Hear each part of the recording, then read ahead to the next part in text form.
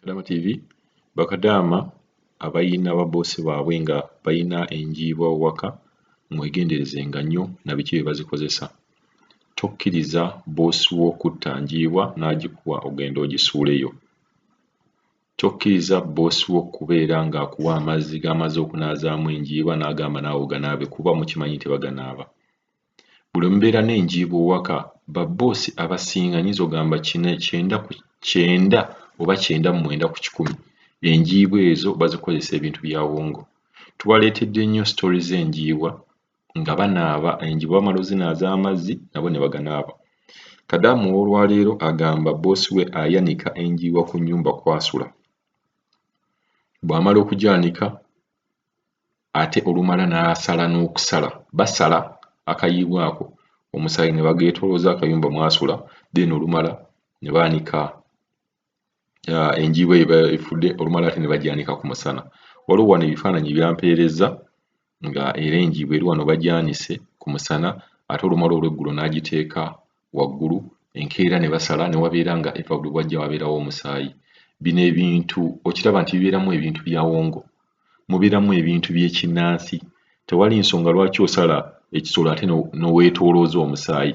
Kubamu akafaananyi e Uganda bwe tusala enkoko, w'osalidde enkoko omuntu bw'akwata enkoko omusaayi gwayo n'abeera ng'alina waagutambuza kitegeeza alina by'alaamiriza. So mubeere nga beegendereza abantu bano shiriki bamuyina.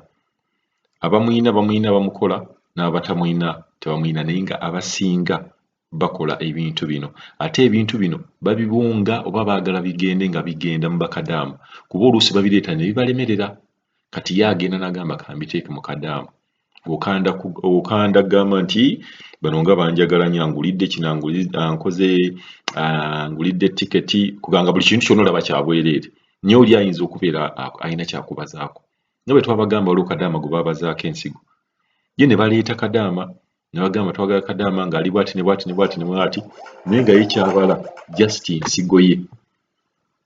Kubeera nga bw'ajja wano tusobola okubeera nga tumuggyamu ensigo. So njagala mubeere beegendereza. Kadaama ono ow'enjiibwa kamubawe abannyonnyole bulungi enjiibwa zino bosi azikola atya. Naye nga mbagambye nti basala omusaayi ne bagwetoolooza akayumba mwali ate olumala ne bazaanika. So ebyo ebintu bibeera bya wongo.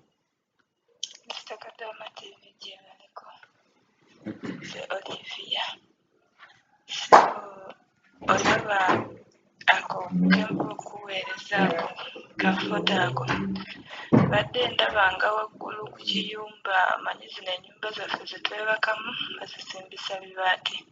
Kaakati waliwo ekirala waliwo omukozi yakisulangamu kati bakikozesa nga sitoowa. Kati nze ne banzimbira wano ekirala. Kati ekyo ekiveera kyolaba kibadde nga wangulu nga nkirabira wangulu nga simanyi oba ki ekirimu nga sikifaako. Kati nva kujja eno kwanika ngoye nsanze bakiteese wansi kisibe naye nga kirimu akajiibwa kafu. Kati simanyi oba kiki nange kwe kusindikira okirabeko.